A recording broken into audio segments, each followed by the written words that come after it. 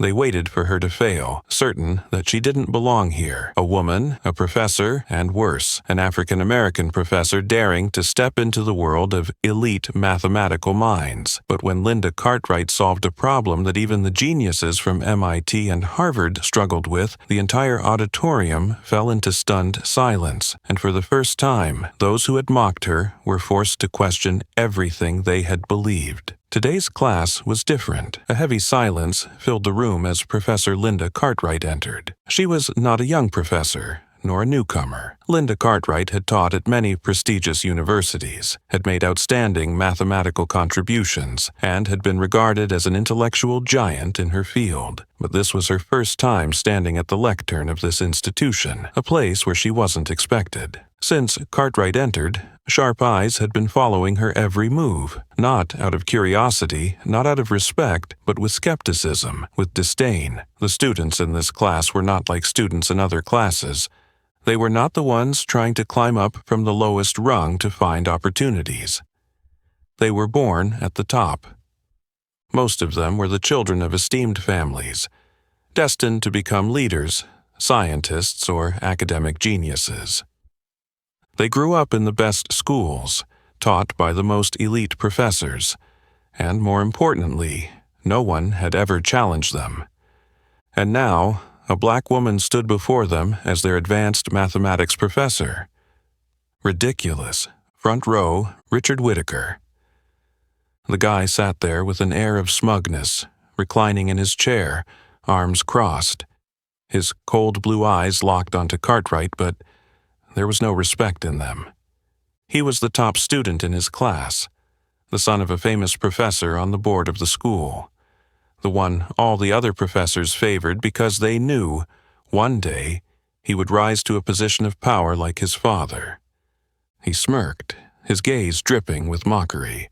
A black woman teaching advanced mathematics? They must be joking. His words went unchallenged. On the contrary, laughter erupted from the surrounding seats, shaking heads, eyes full of derision. None of them believed Cartwright had the capability to be there. None of them wanted to acknowledge her. They didn't have to do anything. They just needed to wait for Cartwright to embarrass herself. Cartwright heard it all, the mocking laughter, the impatient stares, as if they were just waiting to see her fail. But she didn't react. She simply walked quietly to the lectern, placed her briefcase on the table, and adjusted her glasses. For anyone else, this atmosphere would be a nightmare. But for Cartwright, it wasn't the first time. She was too familiar with these stares. She was too used to being underestimated before she even opened her mouth. And she knew exactly what to do. Whittaker crossed his arms, leaned back in his chair, and gave her an openly challenging look. "So, Professor, what are you going to teach us today?" Laughter bubbled up from his group of friends. Cartwright didn't respond.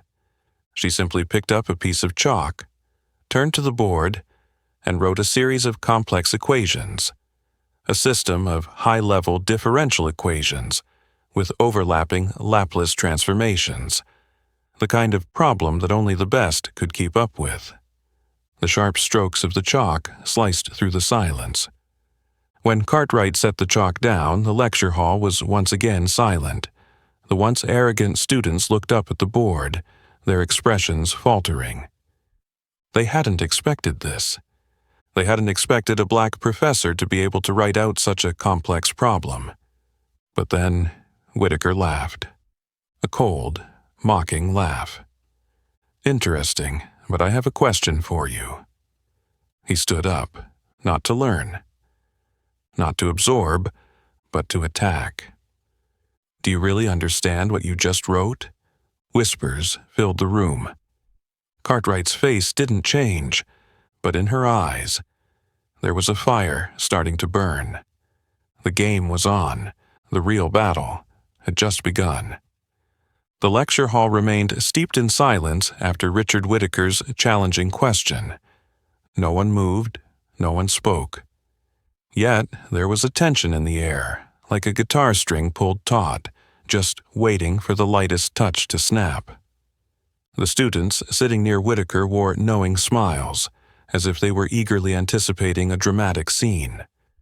Cartwright remained standing, unmoved, her gaze flickering briefly at the board before turning toward the young man standing in front of her.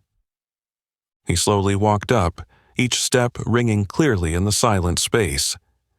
Not in a hurry, not with impatience, but with the confidence of someone who already knows the outcome. "Professor, if we're talking about Laplace transformations, I have a question for you." Whitaker's words were not just a question. His tone carried a calculated carefulness. He wasn't overtly aggressive, but it was clear enough for everyone around to understand that he did not consider Cartwright worthy of an answer. While Cartwright may have been accustomed to skeptical glances, Whitaker was accustomed to praise. He was a genius, or at least that's what everyone told him. He had been at the top of every math competition since he was a child, always surrounded by compliments, always recognized by famous professors in the field as the future of theoretical mathematics. For Whitaker, Cartwright could never be someone of the caliber to stand here. A professor from another school, without roots in prestigious research institutes like MIT or Harvard, not one of the names that the academic elite frequently mentioned. He didn't need to think much. There was only one possible explanation. This woman doesn't deserve it. And he would prove it right here, right now. Whitaker said nothing more. He turned, took a piece of chalk from the tray, and wrote a long equation on the board, so complex that the students in the back had to lean forward to see it clearly. The symbols appeared quickly, neatly, each mathematical notation stacked perfectly, as though he had memorized it in advance. A nonlinear differential equation system, combined with Laplace and Fourier transforms. A problem that even some veteran professors would need hours to approach properly. Whispers started to ripple through the lecture hall. Some students smirked, others eagerly nodded, while some shot challenging glances at Cartwright, because they knew what was happening. This isn't a question, this is an attack. Whitaker set the chalk down, turned around, folded his arms across his chest, his eyes gleaming with triumph. "Please, Professor." No one in the lecture hall expected Cartwright to solve the problem. They didn't believe in her intellect. They wanted to see her flustered, hesitant, surrounded by helplessness. They wanted to see her realize that she didn't belong here. Some were ready to laugh. Others had snarky remarks queued up in their minds, just waiting for the moment Cartwright made a mistake. But that moment never came. Cartwright didn't change her expression. She quietly walked to the board, glancing over the problem as if it were just a regular piece of text. 3 seconds, 5 seconds, and 10 seconds. Then she took the piece of chalk. The class fell silent. Not because they expected her to solve it, but because they didn't expect her to be this confident. She began writing. No hesitation, no second thoughts, each stroke of the chalk neat, clear, and perfectly accurate. The first few strokes made some students frown. The next strokes silenced others entirely. The final lines left the whole lecture hall in stunned disbelief. It only took 3 minutes. Cartwright had solved the problem they thought no one could solve in an hour. Whitaker stood frozen. He couldn't believe his eyes. He tried to find a mistake, but every line on the board was perfect. Not just correct, but optimized better than any solution he had ever known. For the first time, some students exchanged skeptical glances. They had been so accustomed to dismissing Cartwright. But now a terrifying thought crept into their minds. Were we wrong? Cartwright set the chalk down and walked back to the desk, gazing directly at Whitaker. She didn't smile, didn't mock him, didn't need to say a word. Because the truth was already crystal clear. But she knew one thing: the battle was not over, and she knew that people like Whitaker wouldn't stop just because of one small failure. If he can't defeat me with this problem, he'll try again. Cartwright understood, and she was ready. Whitaker stood there, his hand clenched by his side, his cold blue eyes fixed intently on the board, where the words Cartwright had just written blazed like an undeniable insult. He couldn't believe what had just happened. In his whole life, he had never lost a battle of wits in the classroom, never encountered a professor he couldn't embarrass when he chose to, and certainly had never been defeated by someone like her. The students sitting around him could feel it too. No one was laughing anymore. No one whispered in mockery. They just sat there, some starting to glance at each other, others trying to find a logical explanation, but everyone clearly understood one thing. Cartwright was no ordinary professor. This only made it harder for Whitaker to accept. He inhaled deeply, as if trying to suppress the anger rising in his chest. To him, a math problem wasn't everything. To him, mathematics wasn't just numbers and equations, it was power. Whoever could control the most complex equations, whoever could solve the problems no one else could, that person would be at the top, recognized, celebrated, revered. And today, Cartwright had just entered his very domain. For Whitaker, this was no longer just a classroom debate. This was a war he could not lose. He squinted, curled his lip, but this time, the smile no longer held the same confidence as before. Instead, it was a bitter grin, hidden beneath a facade of calmness. "It's just luck," he said, his voice dropping. No longer arrogant, but still sharp and tense like a freshly sharpened knife. "If you're really that good, solve this problem." Without waiting another second, he turned around, grabbed the chalk, and wrote a new problem on the board. This time, he wasn't simply offering a tough problem. He wanted to destroy Cartwright right on the very stage she had just claimed. As the first strokes of chalk hit the board, the class immediately noticed the difference. This was no ordinary challenge anymore. This was a doctoral-level problem, a system of nonlinear differential equations with multiple variables, combined with Laplace and Fourier transforms, intertwined with probability theory and linear algebra. A problem that could take days to find a reasonable approach. He wrote quickly, forcefully, decisively. Each stroke of the chalk seemed to carve his anger into the board, as if he were reaffirming his power. Some of the students began to smile faintly. They looked at each other and nodded, as if they had just regained the balance of the universe. This time, it's different. This problem can't be solved quickly. Let's see what she does now. A few other students, although still shaken by Cartwright's first victory, couldn't believe she could continue to win. They expected her to hesitate. They expected her to falter. They expected her to fail, because the world they knew had never had room for a professor like her. When Whitaker put the chalk down, the atmosphere in the classroom grew heavy. He turned back to face Cartwright, his eyes filled with challenge. Because he was sure that this time he had backed her into an inescapable corner. But Cartwright didn't rush. She simply stood there, calmly studying the problem, as if looking at a painting with no trace of worry or hesitation. "Do you think I'm afraid of this problem?" she said. She picked up the chalk, and for the next 10 minutes the classroom fell completely silent, witnessing a performance that no one could believe. Each stroke of chalk appeared on the board perfectly, each line of writing executed with absolute precision. Not just a correct solution, but an approach that surpassed anything they had imagined. Cartwright wasn't just solving the problem, she was teaching. Every transformation had a reason.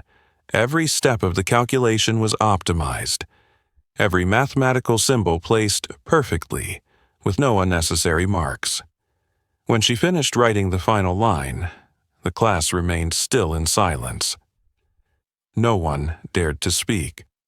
No one could deny what they had just witnessed. And Whitaker, the one who had set the problem, stood motionless, unable to say a word. He tried to find a mistake. He tried to find a flaw, but there was none. The solution was so perfect that no one could argue against it. This time, no one was smiling, because they had just witnessed the impossible happen for the second time. Whitaker's arrogance had been torn apart in the most brutal way, and that was just the beginning. The silence enveloped the classroom like a dense, heavy fog, thick with tension. No one spoke, not a whisper could be heard, and the mocking laughter from earlier had vanished. Everyone understood that this confrontation was far from over. It couldn't end with just a math problem, not while Whitaker still stood there with clenched fists and a cold, fiery gaze challenging everyone. He hadn't just lost once, but twice in a row, right in front of those he believed would always side with him, in the very lecture hall he had once controlled entirely. But Whitaker was not one to accept defeat easily. He couldn't let a black professor, someone he had never considered worthy, walk in and strip him of his position like this. He needed to regain control, and he needed to do it in a way that he was sure would end Cartwright once and for all. He lifted his head, trying to regain his confidence, and slowly stepped forward. His voice rang out in the silent space, sharp and calculated. "If you're really that good, would you dare compete in the national math competition?" Immediately, the lecture hall erupted. Gasps echoed everywhere. Some students were wide-eyed, others whispered amongst themselves, but all shared the same thought. This was no longer just a classroom confrontation. This was war. Unlike the math problems on the board, the national math competition was not something anyone could just join.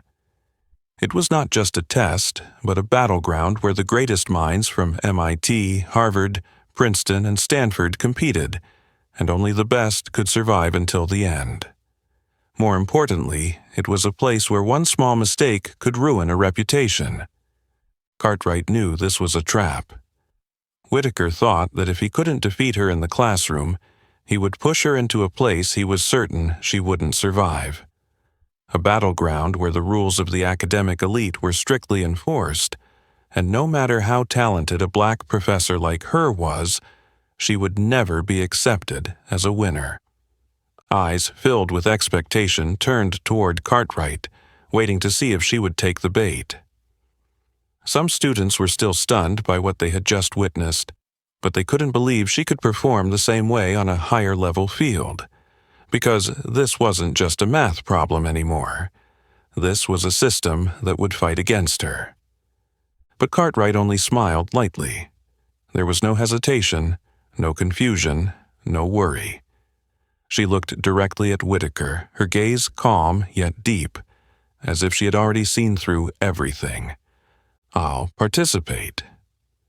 Her words rang out, simple yet powerful, like thunder that shattered the still air.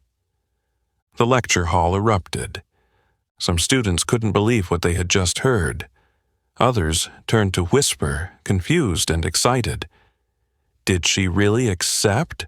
No way, this is the national math competition. Does she really think she can win? The gossip spread, but one person stood still amidst it all. Whitaker. He froze. He hadn't thought she would agree. He thought she would refuse, or at least hesitate, try to avoid it. But no, she agreed immediately, without a shred of doubt, without fear. An invisible anger surged within him, but he kept his composure. "Fine," he said, his voice still dripping with sarcasm, but this time tinged with a hint of reluctance. "Then let's see if you really belong in this world." Whitaker's loyal followers nodded. Some chuckled, Others patted each other's backs as if they had just secured the outcome for Cartwright. But deep down, even they couldn't be sure anymore. Because Cartwright had proven that she was not an easy opponent to defeat, and this time she had accepted a battle no one thought she could win. The class ended, but its aftermath lingered for days. News of Cartwright joining the national math competition spread across the campus like wildfire. No one could believe that a professor would dare to step into a battlefield reserved only for the best students, those who had dedicated their lives to preparing for this moment. Even less could they believe that she would challenge minds recognized as geniuses from the most prestigious universities in the country. In the library, in the cafes, along the long hallways wherever students gathered, lively debates erupted over the upcoming competition. Who does she think she is, that she can beat the best in the country? Sure, Whitaker might not have beaten her in the classroom, but this competition is a whole different thing. You never know. If she can embarrass Whitaker right in front of us, who's to say she can't do the same in the competition? This isn't just about who's smarter. There, she'll be up against an entire system. Meanwhile, in a secluded corner of the main building, Whitaker stood with his loyal group of students, his eyes sharp as a knife as he gazed out into the distance. "We can't let her win," he said, his voice low and cold. "We'll make sure she never walks out of this competition as a winner." A thin smile spread across his face. "I'll make sure of that personally." The real battle had only just begun. The news of the showdown between Whitaker and Cartwright spread not only within the classroom, but throughout the entire campus, like a storm. From the long hallways of the mathematics department, through the vast library where the brightest students tirelessly study, to the crowded coffee shop where the most passionate discussions take place, there was no place where the name Cartwright wasn't mentioned. Stories about her turned into gossip, speculation, and half-doubting, half-contemptuous remarks. Some called her crazy, others saw her as a bizarre phenomenon, but most just viewed her as an arrogant person who didn't know her place. Does she really think she has a chance at the national math competition? Whitaker may be arrogant, but he's never lost any competition. A black professor, not from MIT or Harvard, daring to challenge genius minds? It's a joke. Voices mixed with skepticism and sarcasm echoed everywhere. For many, the national math competition wasn't just an intellectual challenge, but a test to determine who truly belonged to the elite and who didn't. And from their perspective, Cartwright didn't belong there. Not only students, but even some senior professors subtly shook their heads when they heard she was participating in the competition. They had seen Cartwright surpass Whitaker in his own classroom, but that had been a personal confrontation. Taking it to the next level, an arena where geniuses who had been trained for years competed, was something entirely different. "She's gone too far." Those words weren't just a comment, but an unspoken affirmation that Cartwright shouldn't have ventured into a battle she couldn't win. But Cartwright didn't care. She didn't need anyone to believe in her. She just needed to prove the truth. Meanwhile, Whitaker wasn't just standing idly by, waiting for the outcome of the contest. He knew that Cartwright couldn't defeat him if everything was set up according to his plan. He spent the entire night in the library, not studying math, but crafting a perfect plan to ensure Cartwright would never have a chance to shine in this competition. He wasn't just a smart student. He was the son of a professor with great influence in the National Math Competition Council. And power always finds ways to bend fairness to its will. "We won't let her win," he said to his closest friends. "I'll make sure she never walks out of this competition as the winner." His loyal followers nodded in agreement. For them, this battle was no longer just between Cartwright and Whitaker. It had become a war between an outsider and a system that had existed for centuries, and they would do anything to protect it. The waves began to roar. Cartwright knew she wasn't just fighting Whitaker. She was up against an entire system, a system built to protect people like him, a system that never wanted to see someone like her break through the invisible barriers it had put in place. But she wasn't afraid. She wasn't in this competition to prove anything to them. She was in it for herself. She was in it because the truth didn't need anyone's permission. She was in it because this wasn't just the fight of one individual. It was a fight against a misconception that had existed for far too long. She knew the storm was rising, and she was ready to face it. Cartwright knew that this time, she was not just facing a regular problem or an ordinary exam. She was facing a much greater challenge, an entire system that didn't want her to succeed. Her confrontation with Whitaker was only the surface of a much deeper battle, one where power, status, and deeply ingrained prejudices had taken root in the very foundations of elite academia. If she truly wanted to overcome it, she had to prepare like a warrior about to step into a life-or-death battle. She did not allow herself a moment of distraction. Every day, she spent hours in the library, immersing herself in advanced mathematical texts, studying problems from international math competitions, complex problems that even the sharpest minds would need days to solve. But she didn't just want to solve them.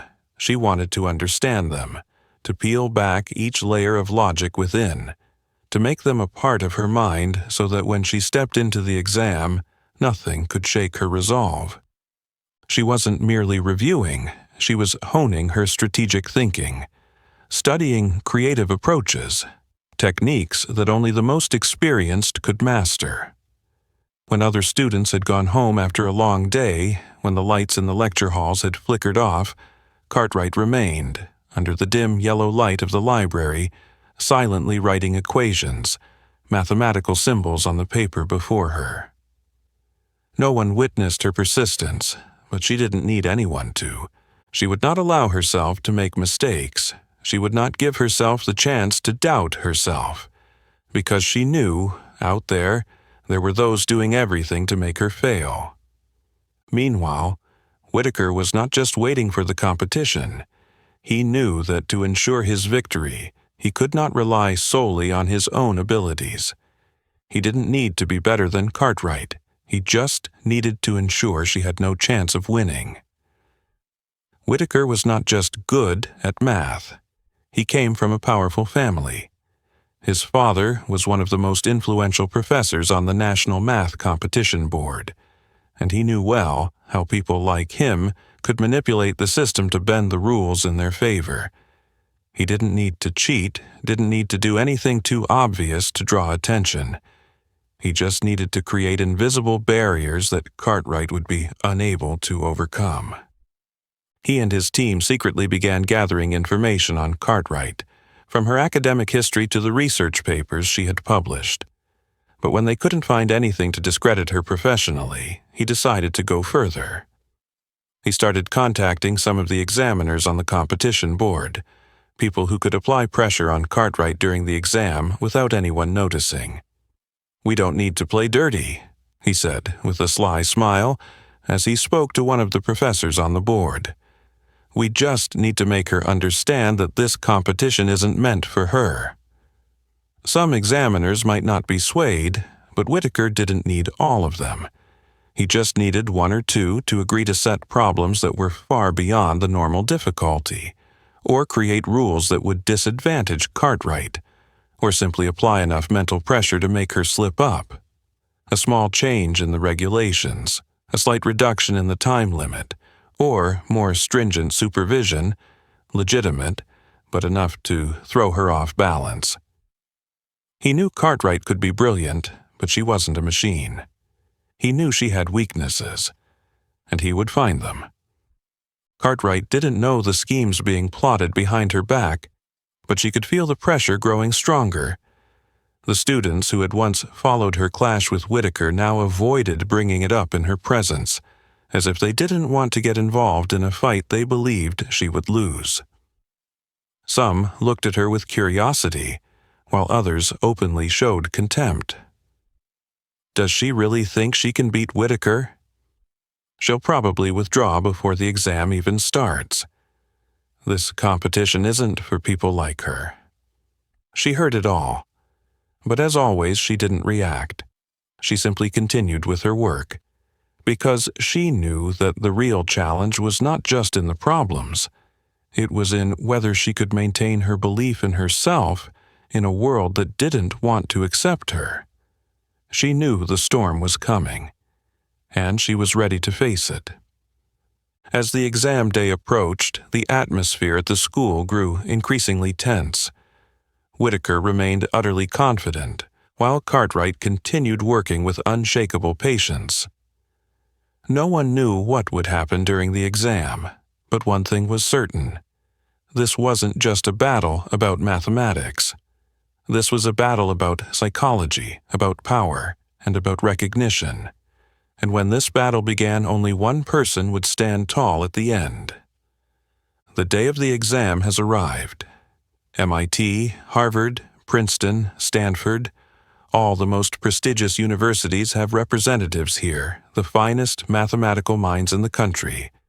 Individuals who have spent their entire lives preparing for moments like this. The grand hall of the National Mathematics Competition is filled with tense energy, where hundreds are getting ready to engage in the most intense intellectual battle. There is no room for weakness, no room for dreamers. Only mathematics, and only the best will survive until the end. As Cartwright enters the hall, the space seems to freeze for a few seconds. Eyes immediately turn toward her. No one needs to say a word, for doubt and disdain are clearly visible on every face. In the front row, Whitaker leans back in his chair, a satisfied smirk playing on his lips. He doesn't need to say anything. Everyone here has thought the same as him the moment Cartwright stepped in. Time to watch her fail. Students from Ivy League schools exchange knowing glances quietly. In their eyes, Cartwright is not a competitor. She's an outsider, a mistake, a pointless challenge to a system that has existed for centuries. But Cartwright doesn't care. She doesn't look at their eyes. She only looks at the question paper before her. The real battle has begun. The hall falls into a tense silence as the judges step onto the stage. An elderly professor, representing the scientific council, stands in the spotlight, his voice booming. Welcome to the first round of the National Mathematics Competition. Today, we will discover who truly deserves to be among the greatest mathematical minds. There are no friendly greetings, no polite encouragements. This is not an ordinary exam. This is a battlefield. A beep rings out as the clock begins counting down. On the large screen, the first problem appears. A series of complex equations sprawls across the screen, combining multivariable integrals, matrix algebra, and statistical probability. The numbers overlap. The mathematical symbols clutter the board, a problem that only the brightest minds could grasp in a short time. The sound of scribbling fills the air as the contestants begin writing. Some blink a few times, trying to absorb the data, while others start solving immediately, their pens gliding across the page like musicians playing a familiar tune. Cartwright looks at the problem. She isn't in a hurry. While other contestants have already started writing, she sits still, her eyes focused solely on the problem before her, as though she's silently peeling away its layers. In the front row, Whitaker glances at her, his lips curling into another smirk. She's overwhelmed, but he doesn't know that Cartwright is not overwhelmed. She's analyzing the problem in a way no one else in the hall can. All around the hall, eyes continue to watch Cartwright with curiosity and skepticism.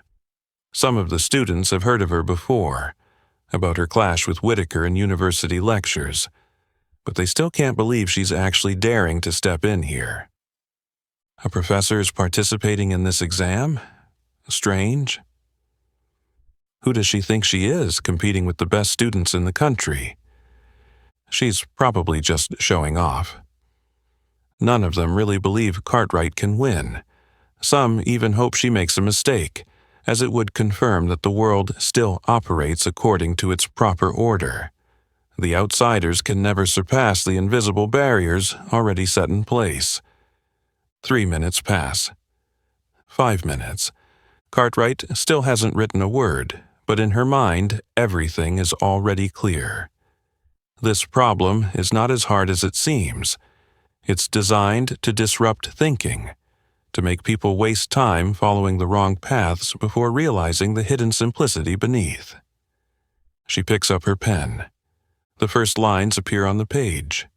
Not trivial calculations, not hesitant steps. She writes down the final solution first, as if she already had the answer in her head all along. Her pen moves steadily, never hesitating. The symbols appear with absolute precision, each transformation executed perfectly, as though she already knew exactly what to do. And then, less than 10 minutes later, she sets the pen down. The other contestants are still engrossed in their calculations, some crossing things out, others checking each step they've taken. But Cartwright is done. Whitaker sees it. The confidence in his eyes vanishes in the blink of an eye. He tightens his grip on the pen in his hand. It's impossible.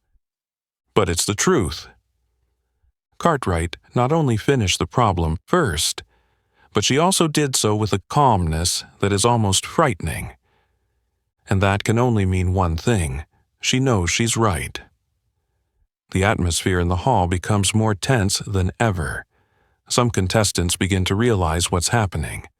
Some turn to look at her, while others stop just to check if they're witnessing something unbelievable right in front of them. In the air, a ripple of unease starts to spread. How can she be so fast? Has she really finished already? It's impossible, right? Whispers begin to rise. Whitaker still wears a smile, but it's tight, forced.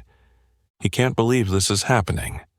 And he knows this is just the first problem. Cartwright didn't enter this battlefield to participate. She entered to win. The entire hall was still immersed in a tense atmosphere as the first round of the competition truly began. The contestants, the brightest minds from the most prestigious universities in the United States, dove into the exam with astonishing speed. They were accustomed to such pressures, trained to handle complex problems within a limited time. But today, something different was happening, something none of them had expected. Advanced differential equations, Fourier series, Laplace transforms, all appeared on the exam, leaving no room for hesitation or confusion. Everyone had to make use of every second, as this competition was not only testing intelligence but also challenging one's ability to withstand pressure and solve problems quickly. In the front row, Whitaker operated like a machine.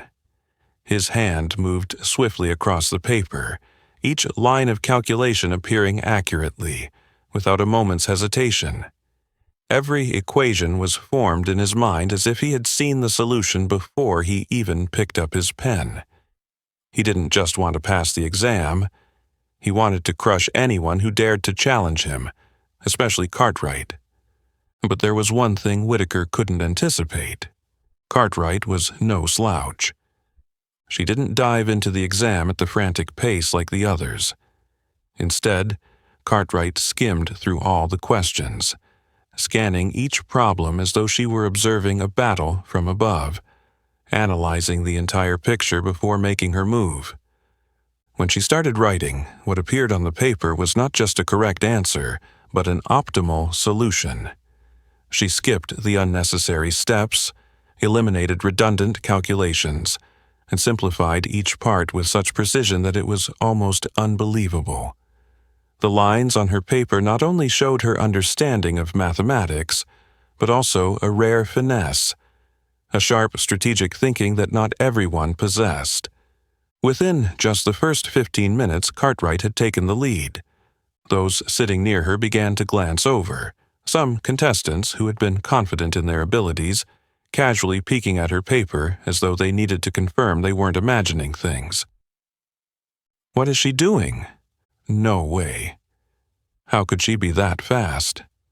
Is she making a mistake? The glances toward Cartwright shifted from disdain and mockery to something else, a subconscious apprehension. From the judges section, the senior professors of the competition council began exchanging looks. They hadn't expected this. Cartwright had not only maintained her position, but she was now in the lead. That not only surprised them, it made them uncomfortable. "What is she doing?" one judge whispered. "Impossible. This is just the first round. Maybe she's just lucky." Another shook his head, but there was a noticeable tremor in his voice. The judges had seen many exceptional contestants before, but they had never seen a professor, a person who should be on the judging side, not competing, performing the way Cartwright was right now. And that made them uneasy. Whitaker tried to stay calm, continuing to focus on his own exam. But it wasn't easy. He was used to being the best. Always the leader, the one everyone admired, the one no one could surpass. But now, for the first time, he felt his position truly threatened. He wrote faster. Too fast. And then he unconsciously made a mistake. A number was wrong. A parenthesis was misplaced. An unnecessary transformation step. He had to stop, erase, rewrite, check. That had never happened to him before. He glanced at Cartwright. She was still writing at a steady pace, no hint of hesitation, not a single moment of doubt. Anger surged within him. He couldn't accept this. Even though Cartwright was ahead, that didn't mean the judge's bias had changed. Some judges began to feel uncomfortable seeing her perform better than expected. They couldn't deny she was doing well, but they didn't want to accept that she could be better than their elite students. One judge, sitting in the upper row, furrowed his brow and quietly spoke to a colleague beside him. "It's time to up the difficulty level." And that's exactly what they did.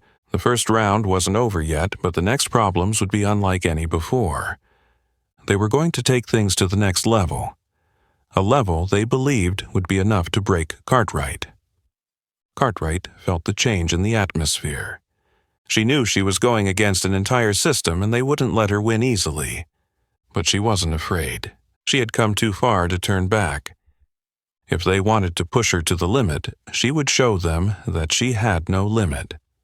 The atmosphere in the hall became tense after the first round ended. The weaker contestants had been eliminated, leaving only half of the original participants to move on to the next round. The remaining contestants were not just skilled. They were the strongest, the brightest mathematical minds America had ever trained. But even with geniuses from MIT, Harvard, Princeton, and Stanford still present, one unexpected name remained standing: Linda Cartwright. Her presence was no longer a joke.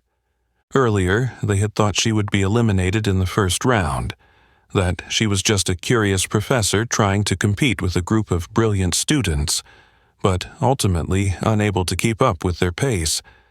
But now, she wasn't just holding her own, she was on par with the best. Some of the eliminated contestants still sat in the audience, watching the next round unfold with incredulity. They had once been the geniuses in their own world, but now they were mere bystanders. Some were still stunned by their early exit, while others were bitter.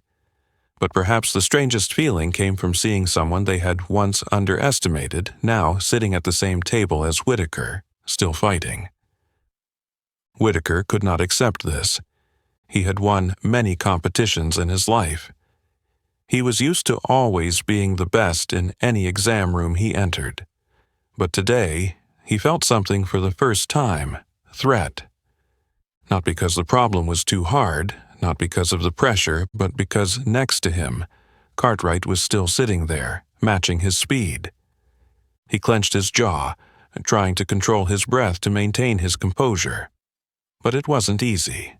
He had never imagined he would have to truly compete with a professor, someone he believed didn't belong there. The bell signaling the start of round 2 rang. The large electronic scoreboard above the hall flickered, and immediately the problems for this round appeared on the screen.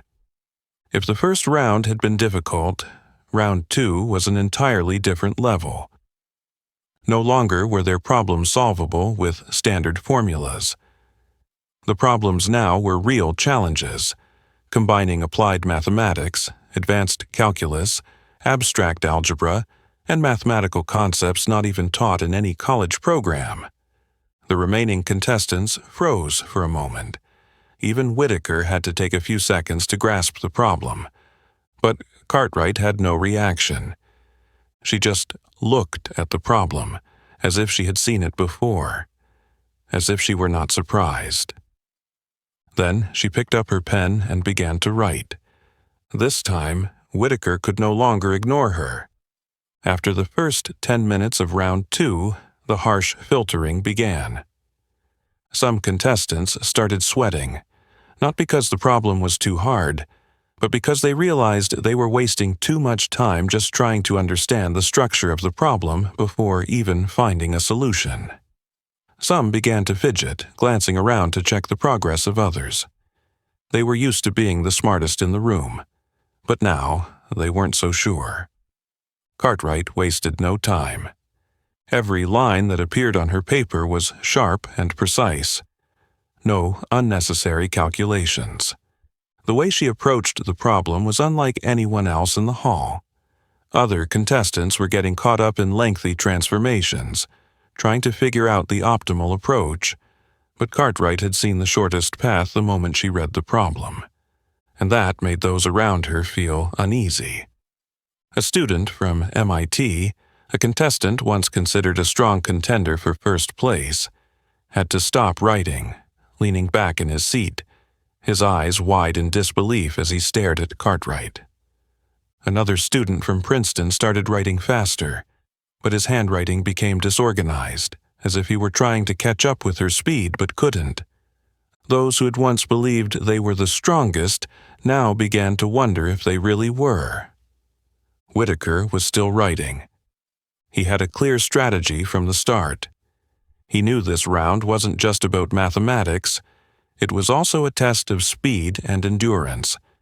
He believed Cartwright couldn't keep up for long, but when he looked up, he saw she was still writing.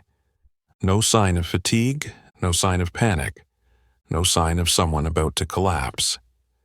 And that was when, for the first time in his life, Whitaker felt fear. On the judge's bench, some exchanged worried glances. They hadn't expected this. She shouldn't have made it this far. If she keeps this up, what will happen? They knew they had to do something. They couldn't let her win. The next round would no longer be just about mathematics. They would push her to her limits, and they believed that this time she wouldn't be able to hold on. Cartwright knew they were trying to eliminate her. She knew they wouldn't let her win easily. But she also knew one thing more important than anything else. They could change the rules of the game, but they couldn't change the truth. And the truth was, she was leading. The final problem appeared on the large screen, with mathematical symbols stretching out like an endless maze, a nonlinear differential equation filled with complex variables that defied any recognizable pattern. No one in the auditorium could immediately grasp the direction of the problem. Even the geniuses of this generation had to take time to understand it. The atmosphere grew heavy as each second passed. The faint sound of pens on paper had disappeared, and the confident nods from earlier rounds were nowhere to be seen. Everything seemed to come to a halt, immersed in confusion. Some contestants furrowed their brows as they looked at the problem, their eyes filled with doubt, as if wondering whether this was an error made by the judges. Others tried to cling to what they knew, But the deeper they dug, the more they realized that there was no clear path through this problem. Whitaker, though maintaining a calm expression, knew deep down that this was no ordinary challenge. He had never encountered this problem before. He had never seen anything like it in international math competitions or any materials he had studied. If there was a solution, it was certainly not something he had learned. He had to find his own way, to forge a path no one had ever thought of. The judges, sitting high above, observed everything. Some smiled faintly, as if they had been waiting for this moment for a long time. They hadn't chosen this problem randomly. They knew no one could solve it in the allotted time. They knew that if anyone failed, that person would have no chance to correct their mistake. This wasn't just a mathematical challenge. It was a psychological one. A test to see who truly deserved to win, and who would crumble under the pressure of an unsolvable problem with little time left. Some contestants began to feel desperate.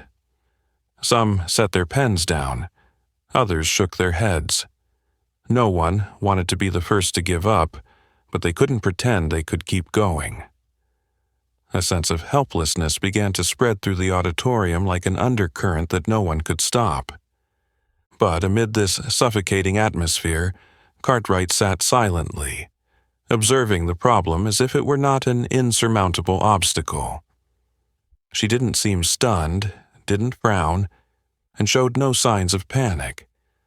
On the contrary, there was something in her eyes that unsettled those sitting closest to her. A quiet confidence, a subtle smile as if she had seen something no one else had noticed. She picked up her pen, the tip touching the blank page. No one spoke, but everyone was watching her. A few students furrowed their brows, wondering what she was doing. Others whispered to one another, trying to figure out whether she was serious or just pretending to be strong. But no matter what they thought, the reality remained unchanged. She was the first to start writing. Whitaker felt a sense of discomfort rising in his chest. He knew he needed to begin, but for the first time in his life, he felt an invisible pressure weighing down on him, a sensation he had never experienced in any previous competition. He couldn't let her get ahead. He couldn't let her dominate the game. He took a deep breath, trying to push all other thoughts out of his mind, then bent down and started to write. The judges, still watching from above, were no longer as indifferent as before. Some began to exchange quick words with each other. Others bent down to check the contestant list, as if they were trying to confirm something they themselves did not want to believe. Lines appeared on Cartwright's paper, with no crossings out, no signs of hesitation. The other contestants, still struggling with the problem, began to realize this. Some glanced toward her, trying to figure out what she was doing. 10 minutes passed, and Cartwright continued writing. Her calculations became clearer, each step executed with perfect precision. Some people began to feel a sense of panic, because they knew what this meant. She wasn't just solving the problem, she was solving it correctly. Whitaker wrote faster, but he knew he was losing control. His heart raced, not from the pressure of the problem, but because he sensed something he didn't want to admit. She might actually win. A judge stood up, walked over to Cartwright and picked up her paper. Other professors approached, some frowning, others widening their eyes at the calculations before them. No one said a word, but the silence was louder than any sound. One of the judges shook his head slightly, his voice ringing out, though not loudly enough to disturb the quiet, but clear enough for all to hear. "She's right." Those words were like a bomb exploding in the auditorium. Some contestants looked up, some opened their mouths to say something, but couldn't utter a word. Whitaker stared at the judge, his eyes darkening. No one could believe what had just happened. Cartwright had solved the problem, and she was right. The judge placed her paper on the table and turned to look at his colleagues, their faces showing something akin to panic, as though they couldn't believe what they had just witnessed. Some students began to clap, initially hesitantly, but the applause soon spread throughout the room. Those who had mocked her, who had looked down on her, now had no choice but to acknowledge the truth. She had won. Whitaker sat motionless, his eyes hollow. He couldn't accept it. The judges on stage remained standing, some bowing their heads, some shaking their heads silently. They knew everything had changed. No one could deny what had just happened. Cartwright hadn't just won. She had shattered everything they had ever believed. The auditorium fell into a terrifying silence, a silence not born of respect, but of absolute astonishment. Cartwright sat there, her back still straight, her hand gently laying the pen down on the table. Not a hint of hesitation, no sign of tension, no rapid breaths showing that she had just completed the most difficult problem of the competition. She simply finished her task. The writing on her paper was not just a solution, it was a declaration. The mathematical symbols were arranged perfectly, with no strike-throughs, no sign of confusion. Everything was precise, sharp, and flawless to the point of being almost unbelievable. Each transformation, each calculation was written with a speed and accuracy that no other contestant could match. The judges on stage could no longer maintain their previous calm. Some leaned forward, trying to read her work faster, their eyes filled with alertness. One placed a hand on his chin, another stared at the paper as if trying to find the smallest mistake. But the longer they looked, the more they realized the terrible truth. There was no mistake. Whitaker looked over, and for the first time in his life, he felt fear. He had never seen anyone do this before. A problem that even he struggled to fully understand the structure of, a problem designed to defeat all contestants, and yet Cartwright solved it at an unimaginable speed. He gripped his pen tightly, his knuckles white from the tension. He looked down at his own paper, then over to hers. He hadn't finished. She had. And that wasn't the only thing that terrified him. She didn't just finish before everyone else. She completed it with an eerie calmness.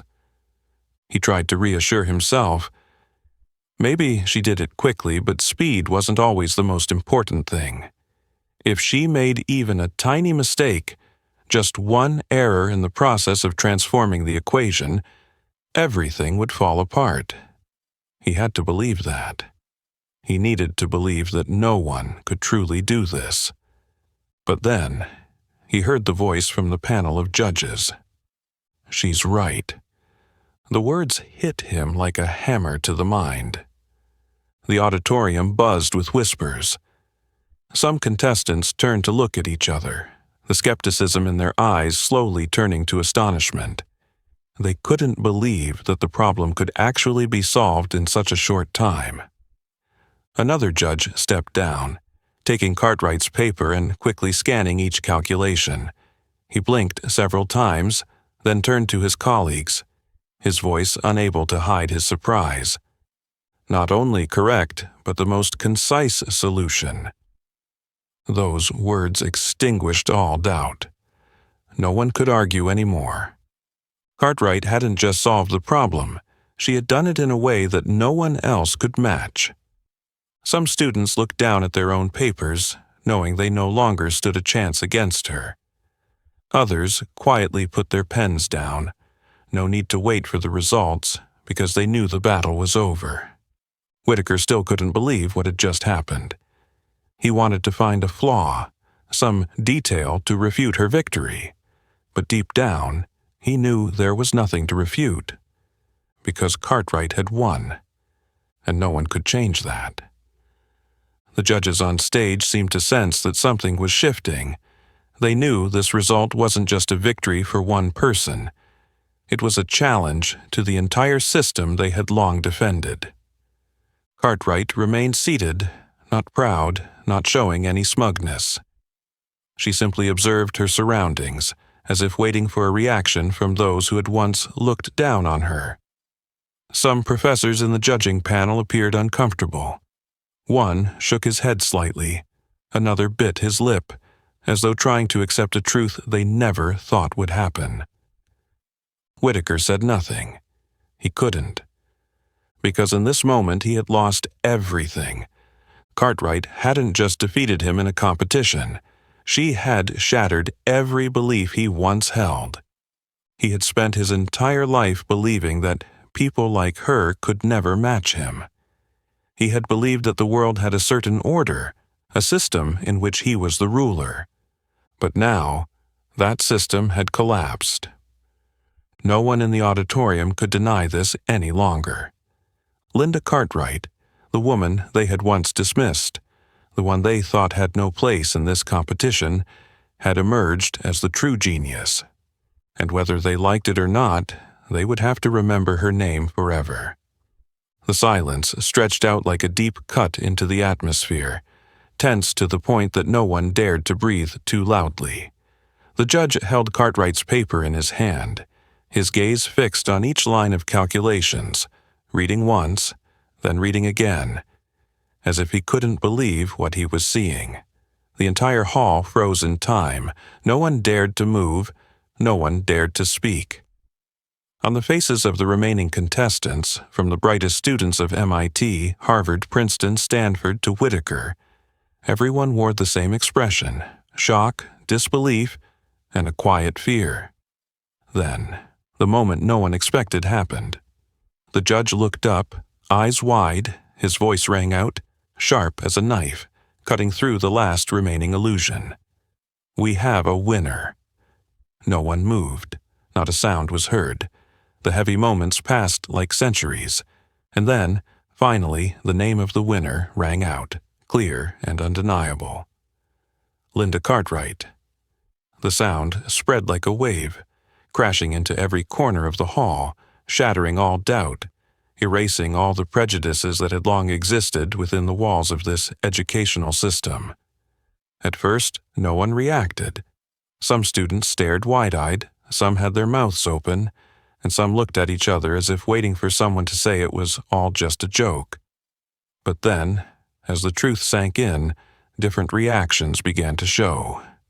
Some contestants lowered their heads, faces flushed with shame, unable to believe that the person they had once mocked had just surpassed everyone to become the best. Others, the smarter ones, began to feel an invisible fear because they knew that this moment would not just change the contest, but the very system they had trusted. On the judges' panel, a few looked like they'd just been struck hard in the face. The professors who had once taken pride in Whitaker, who had believed that only students from prestigious schools could win, now had to face a reality they could not deny. One judge cleared his throat as if to say something, but fell silent when he saw the eyes of his colleagues. There was nothing to say, nothing to justify, nothing to argue against. Linda Cartwright had won. And they knew that this moment would change history. Whitaker couldn't move. He sat there, hands clenched on the desk, eyes fixed on his paper, but the numbers before him were now just meaningless characters. He had lost. But the scariest thing was not that he had lost. He had lost to someone he had once looked down on. He had believed that this contest was just a formality to reaffirm his place, to prove once again that he was the best, that the world worked the way he wanted it to. But Cartwright had shattered all those beliefs. He lifted his head, his eyes met Cartwright's, and in that moment he realized she wasn't looking at him with mockery or arrogance. No, it was worse than that. She didn't care about him. His presence meant nothing to her. She didn't need to belittle him to prove her worth. She had let the truth speak for itself, and that was what truly defeated him. On the judges' panel, an older professor lowered his head, muttering something no one could hear. Another tapped his fingers lightly on the table, his face showing no emotion, but his eyes could not hide his confusion. They had spent their lives teaching the brightest students, believing that some people were just born superior to others. They had believed their system was unshakable, that only the chosen could reach the top. But Cartwright had proven them wrong. They couldn't reject this result, they couldn't hide the truth, and that truth would change everything. At first, only one person clapped, then another, then another. The applause spread, slowly but surely, like a small wave growing into a powerful storm. The students who had once belittled Cartwright were now applauding her, not just because she had won, but because she had done what no one thought was possible. Whitaker still sat there, unmoving, not participating in the praise. The professors on stage looked at each other, some still trying to hold on to their last shred of dignity, but they knew they couldn't stop this. Cartwright had stepped into the light and no one could extinguish that light. She sat there, still calm, still not smug. She just observed, her eyes reflecting the image of a hall slowly changing. A world starting to shake the walls that had existed for so long. She had not only won a contest, she had defeated an entire system. And whether those who had once opposed her wanted to or not, they would have to remember her name forever. The applause erupted like thunder, spreading throughout the hall, sweeping away those who had initially hesitated, pulling along those who had doubted, forcing even the most stubborn to face reality. The truth could not be denied. Linda Cartwright had won. At first, only a few clapped, but then, like a chain reaction, the entire hall stood up. The students who had mocked her, who had spoken words of derision, now had no choice but to applaud. Some bowed their heads in shame, while others looked at her with genuine admiration. Cartwright sat there, as calm as ever, but in her eyes burned a fire of persistence, of unyielding willpower that had burned through all the walls that had held her back for so long. She didn't need to appear proud. Her victory spoke for itself. In the front row, Whitaker could hardly believe his eyes. He sat motionless, his hands tightly clenched on the desk, his lips pressed together so hard they turned pale. He had witnessed many victories in his life, but he had never seen a victory so ruthless. Not because Cartwright had humiliated him, not because she had deliberately made him look foolish, but because she didn't need to. He looked at Cartwright. She looked at him. No words were spoken, but he understood. She didn't need to say anything because the truth had won. That was what hurt him the most. If she had mocked him, if she had used arrogance to crush him, perhaps he would have had an excuse to resist. But no, Cartwright had simply proven what he had never wanted to admit, that she was better than him, that she deserved to be here, that the prejudices he had clung to for so long had been crushed by her. In the judges' row, the professors who once held absolute power over the competition now faced an earthquake. They had once thought they could control the outcome, once believed that no matter what, the final victory would belong to the familiar faces, the students from prestigious families, those who had been nurtured in elite environments from a young age, those whom the system always favored. But Linda Cartwright had shattered all of that. An older professor sat quietly, his eyes fixed on Cartwright's solution, as if trying to find a loophole, a mistake, a weakness to latch onto.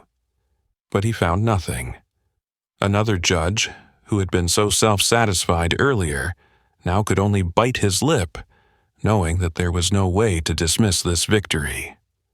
Another tried to speak but then realized there was nothing to say. They had lost, not just in a competition. They had lost to a truth they did not want to accept. Among the crowd, the students who had once ridiculed Cartwright stood there, looking like those who had just had all their beliefs stripped away. They had once believed that a professor like Cartwright could never defeat their genius minds. They believed there were boundaries that could not be broken, that only people like Whitaker had the right to stand at the top. But now they were forced to face a brutal reality. Everything they had believed was wrong. Some students approached Cartwright, their eyes still filled with hesitation but also full of respect. One awkwardly spoke up, "Professor, I was wrong about you." Cartwright simply nodded, without reproach, without sarcasm. She didn't need them to apologize, because her victory was the clearest answer. Whitaker still couldn't accept it. He couldn't accept that he, the one lauded as a genius, the one the entire math department had placed their hopes in, had been defeated so irrefutably. He didn't want to look at Cartwright, but his eyes kept being drawn to her, as if he needed to witness the truth he didn't want to believe. Then, something that made him even more furious happened. Some professors, those who had once sided with him, who had seen him as the epitome of excellence, began to move toward Cartwright. They nodded at her. Some even extended their hands, as if they were finally admitting what they had fought against for so long. He saw those professors praising her, asking her about her solution, expressing admiration that they had never shown before, and he knew that he was no longer the center of this world. He stood up, pushed his chair back, and walked out of the hall without saying a word. No one called him back. No one paid attention to him anymore, because they had a new person to look toward. Cartwright looked around the hall, not arrogantly, not smugly. She didn't need anyone to acknowledge her, but now everyone had acknowledged her. A student from Princeton approached, his voice filled with respect. "You're not just the best in this competition. You might be the best I've ever seen." Cartwright smiled, but her gaze was sharp, as though she was looking beyond this moment. She knew that today's victory wasn't just about a competition. This was a turning point, a moment that made an entire system tremble. A declaration that intellect knows no limits, no race, no boundary can restrain it. And whether those who had once looked down on her accepted it or not, they would have to remember her forever. The next morning, the atmosphere in the lecture hall was no longer the same.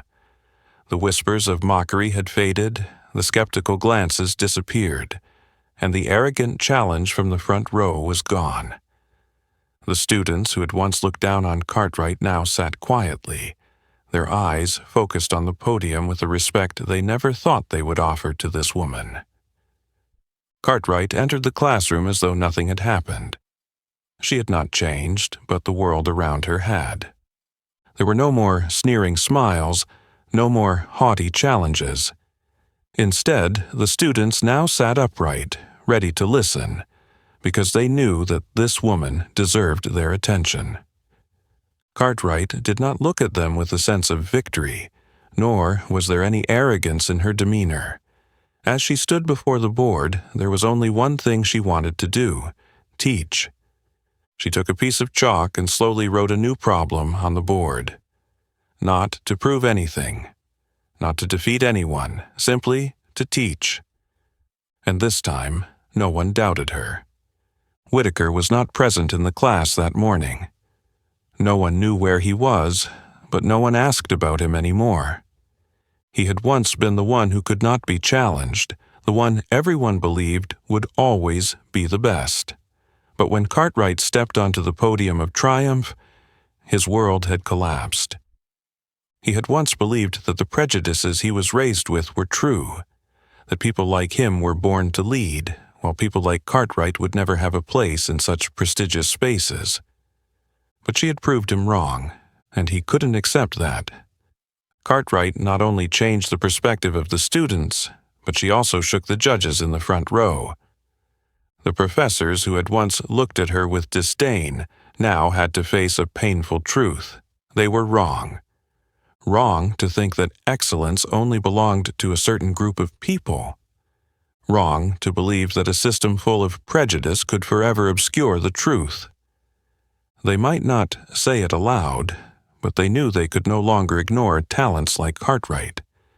And that frightened them, because if she could break down that wall, how many others could do the same? Cartwright never entered that competition to boast or put anyone down. She never sought fame, never needed anyone's recognition. But because she didn't need it, she won it. Her victory was not just a personal triumph. It was a declaration that intelligence has no color, is not bound by status, and is not limited by the prejudices people try to impose on it. A declaration that everyone deserves to be judged by their actual abilities, not by circumstances they cannot control. A declaration that the truth, no matter how long buried, will always find a way to shine. And whether people like Whitaker accept it or not, they would remember her name forever. Cartwright set the chalk down and turned to face the class. Today, we will continue the lecture as usual. She didn't need to remind them of her victory, because it was already engraved in the minds of everyone present. A hand slowly rose. This was the first time in this class that a student voluntarily asked a question. "Professor, could you explain this transformation step again?" Cartwright smiled. "Sure." And so, the lesson began. No more skeptical looks, no more mocking laughter, no more invisible boundaries separating people who should be standing on equal ground. Only knowledge, respect, and a lesson that everyone would remember. Linda Cartwright did not enter the competition to prove she was better than anyone else. She simply wanted to prove that intelligence has no boundaries, no color, and is not limited by the prejudices society imposes. But because she didn't seek recognition, she earned it. Not only from the students who once looked down on her, but also from those who held power in the academic world. Her battle was not only fought in one auditorium, but it was a larger battle, the battle against the invisible barriers that had existed for generations. And she won not just because of her intelligence, but because she dared to stand up, dared to face, dared to challenge a system that seemed impossible to change. So, what about you? If you were Cartwright, if you knew you had to face the deepest prejudices, would you dare to step up and fight, or would you step back? Share your thoughts in the comments below. If this story inspires you, don't forget to like, share, and subscribe to the channel so you won't miss other meaningful stories. Thank you for watching, and see you in the next video.